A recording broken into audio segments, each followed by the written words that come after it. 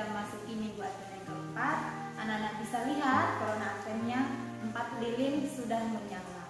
Dimulai dari lilin yang pertama, Advent pertama, lilin yang kedua, Advent kedua, lilin yang ketiga, Advent ketiga, dan lilin yang keempat, Advent keempat. Warnanya berbeda-beda. Di sini ada warna ungu, ada warna ungu muda, warna pink, dan warna putih. Apa artinya? Lilin yang pertama ini atau minggu Advent yang pertama disebut juga lilin Nabi atau maknanya yaitu harapan, pengharapan, harapan kita pada Tuhan Yesus. Kemudian lilin yang kedua ini kita sebut juga lilin Bethlehem, maknanya kesetiaan dan cinta atau kasih. Kemudian yang ini yang berwarna pink atau merah muda kita sebut juga sebagai lilin Gaudete atau sukacita.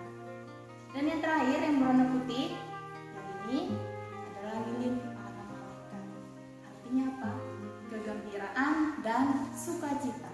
Jadi kita sudah sampai pada lilin yang berwarna putih.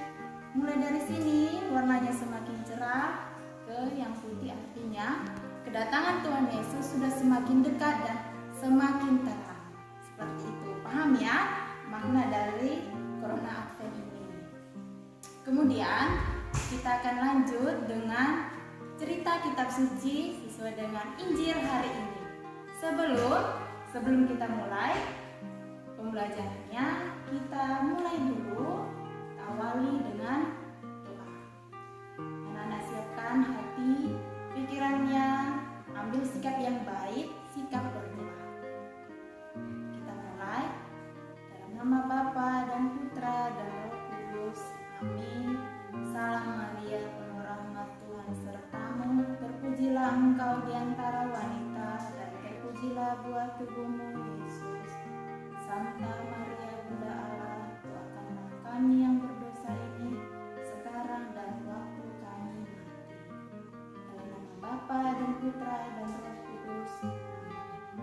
Oke anak-anak suster, kita mulai ya. Kita mulai mendengarkan cerita kitab suci. Lukas 1 ayat 39 sampai 45. Maria dan Elizabeth. Beberapa waktu kemudian berangkatlah Maria dan langsung berjalan ke pegunungan menuju sebuah kota di Yehuda. Di situ ia masuk ke rumah Zakaria dan memberi salam kepada Elizabeth. Dan ketika Elizabeth mendengar salam Maria, meloncaklah anak yang dalam rahimnya, dan Elizabeth pun penuh dengan Roh Kudus. Lalu berseru dengan suara nyaring, "Diberkatilah engkau di antara semua perempuan, dan diberkatilah buah rahimmu. Siapakah aku ini, sampai ibu Tuhanku datang mengunjungi aku? Sebab sesungguhnya ketika salammu sampai kepada telingaku, anak yang di dalam rahimku melonjak kegirangan. Dan berbahagialah yang telah percaya, sebab apa yang dikatakan kepadanya dari Tuhan akan terlaksana." Demikianlah sabda Tuhan. Terpujilah Kristus. Di suatu hari, Maria berkunjung ke kota Yehuda. Ia datang ke rumah Elizabeth dan Imam Zakaria. Setiba sampai di depan rumah Elizabeth, Maria sudah disambut oleh Elizabeth dan Imam Zakaria. Seketika itu juga, Elizabeth mengatakan kepada Maria, "Diberkatilah engkau di antara semua perempuan, dan berkatilah buah rahimmu. Siapakah aku ini, sampai ibu Tuhanku datang mengunjungi aku?" Kemudian Elizabeth melanjutkan perkataannya. Elizabeth mengatakan, "Sebab sesungguhnya ketika salammu sampai kepada telingaku, anak yang ada di dalam kandunganku melonjak kegirangan. Dan berbahagialah ia yang telah percaya, sebab apa yang dikatakan kepadanya dari Tuhan akan terlaksana. Kemudian setelah mendengar salam dari Elisabet tersebut, Maria sangat bergembira mendengar salam yang hangat dari Elisabet dan Imam Zakaria suaminya. Nah, anak-anak suster, tadi kita sudah mendengarkan Injil hari ini. Lalu dari cerita Injil itu apa yang bisa kita pelajari? Apa yang bisa kita teladani dari Maria dan Elisabet? Yang pertama, kedatangan Maria menjadi sukacita bagi Elisabet. Tidak hanya Elisabet yang bersukacita, bahkan bayi di dalam kandungannya pun ikut melonjak kegirangan. Artinya apa? Artinya Maria menjadi pribadi yang menyenangkan bagi Elisabet. Bahkan bagi bayi yang bahkan belum melihat Maria. Dari situ kita bisa belajar dan meneladani agar kita bisa menjadi seperti Maria. Kita anak-anak bisa menjadi anak yang menyenangkan bagi teman-temannya, bagi miss, bagi suster. Misalnya kalau kita datang, kita disambut, kita disenangi. Bahkan kalau kita tidak datang, kita ditunggu-tunggu kehadirannya. Nah, semoga kita bisa jadi pribadi yang seperti itu, pribadi yang menyenangkan, pribadi yang ditunggu kehadirannya. Kemudian, apalagi yang bisa kita pelajari, yang bisa kita teladani? Maria mengandung Yesus. Maria mengandung Yesus, yang mana Yesus adalah juru selamat kita. Berarti Maria bersedia dengan rendah hati menjadi saluran rahmat bagi umat seluruh dunia. Jadi dari situ apa yang bisa kita teladani? Yang kita teladani harapannya itu kita bisa menjadi sarana dan saluran rahmat juga bagi teman-teman kita. Misalnya bagi ibu, bagi ayah, kita pun bisa jadi sumber sukacita, sumber kebaikan. Bagi teman-teman sekelas, bagi kakak, bagi adik, kita pun bisa jadi pribadi yang menyenangkan, menjadi pribadi yang selalu membawa sukacita dan kebaikan. Tidak hanya keburukan. Coba kita menjadi anak yang nakal, berkepribadian tidak baik. Apakah saat kita datang ke suatu kelompok atau ke kelas kita, apakah kita disenangi? Tidak kan? Tentu setiap anak, suster pun ingin jadi pribadi yang selalu membawa sukacita, kebahagiaan, dan kebaikan-kebaikan. Kemudian apalagi yang bisa kita teladani dari Maria dan Elisabet? Elisabet ada juga yang bisa kita teladani, yaitu dia menyambut Maria dengan sukacita. Kenapa disambut dengan sukacita? Karena Maria berarti pribadi yang menyenangkan, dan Elisabet pribadi yang bagaimana? Hangat, menyambut sesamanya dengan sangat hangat. Lalu anak-anak bagaimana? Apakah anak-anak semua, misal satu kelas ada temannya, anak baru misalnya, apakah anak-anak menyambut anak baru itu atau mendiamkannya, menjauhinya?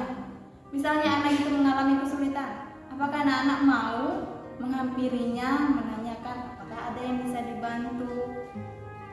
Tentu harapan suster anak-anak pun menjadi pribadi yang rendah hati, menyambut yang baik, menyambut teman-temannya. Misal ada teman yang baru datang, disapa, ada missnya, disapa, disalam, ada suster, disapa, disalam, tidak cuek aja lewat, anggap tidak ada yang datang.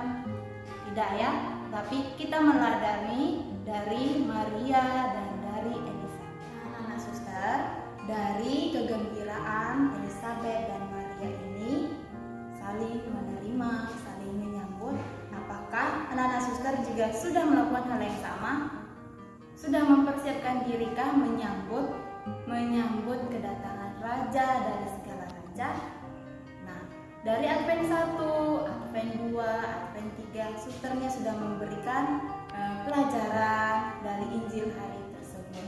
Apakah anak-anak sudah melaksanakan sedikit saja dari niatannya, mulai dari Advent 1?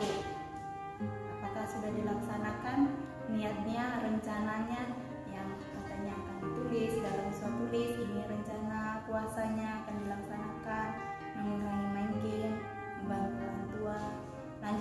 Advent 2, mencoba makan sayur. Kemarin saran dari Suster Lucia. Lanjut lagi ke Advent 3. Sudahkah ada yang terlaksana atau belum ada? Suster berharap anak-anak semuanya sudah melaksanakan. Tidak usah banyak-banyak, sedikit saja semampu anak-anak. Misalnya saja seperti yang Suster bilang, niatnya berdoa saat bangun tidur pagi. Itu pun sudah cukup. Kemudian untuk menyambut kelahiran Tuhan Yesus ini, sudahkah kita mempersiapkan batin kita, diri kita untuk meninggalkan keburukan kita, kebiasaan lama kita, lahir kebiasaan baru yang lebih baik. Misalnya ini, tidak memaksa meminta handphone kepada orang tuanya, entah itu untuk main game atau nonton yang lain. Apakah kita sudah meninggalkan kebiasaan kita untuk pilih-pilih makanan, itu pun makanannya tidak dihabiskan? Sudahkah kita meninggalkan kebiasaan itu dan lahir kebiasaan baru? Nah, anak-anak suster, dalam persiapan batin kita menyambut hari lahir Tuhan Yesus, apakah kita sudah menyiapkan diri untuk sesuatu yang baru, something new, sesuatu yang baru, something spesial, sesuatu yang lebih spesial, a gift, sebuah hadiah untuk Tuhan, persembahan hati anak-anak semuanya. Tuhan, inilah persembahan saya untuk menyambut kedatangan dan kelahiran. Sudahkah kita persiapkan? Mulai dari hal-hal kecil. Di Advent keempat ini, Suster berharap anak-anak semuanya sudah ada puasanya yang sudah sampai pada hari ini masih dilaksanakan. Nah, anak-anak suster, itu sudah sampai pada akhir pertemuan dari Injil hari ini. Apa yang bisa kita pelajari? Yang pertama, kerendahan hati dari Maria. Lalu, apa yang kedua? Menjadi pribadi yang menyenangkan bagi sesama, bagi tetangga, bagi teman-teman sepermainan, bagi orang tua, bagi teman sekelas, dan terutama juga bagi guru, miss, dan susternya. Itu saja yang hendaknya anak-anak bisa wujudkan dalam dirinya. Kita tutup pertemuan ini dengan doa. Anak-anak semua ambil sikap berdoa, menenangkan hati dan pikirannya. Kita tandai diri kita dengan Bapa dan Putra dan Roh Kudus. Amin. Salam Maria, penuh rahmat, Tuhan besertamu. Terpujilah engkau di antara wanita, dan terpujilah buah tubuhmu, Yesus. Santa Maria Bunda Allah, doakanlah kami yang berdosa ini, sekarang dan waktu kami mati. Bapa dan Putra dan Roh Kudus. Amin. Hari ini kita sudah selesai pada pertemuan ini. Sampai bertemu lagi pada video berikutnya minggu depan. Jangan lupa ditunggu videonya ya. Sampai jumpa.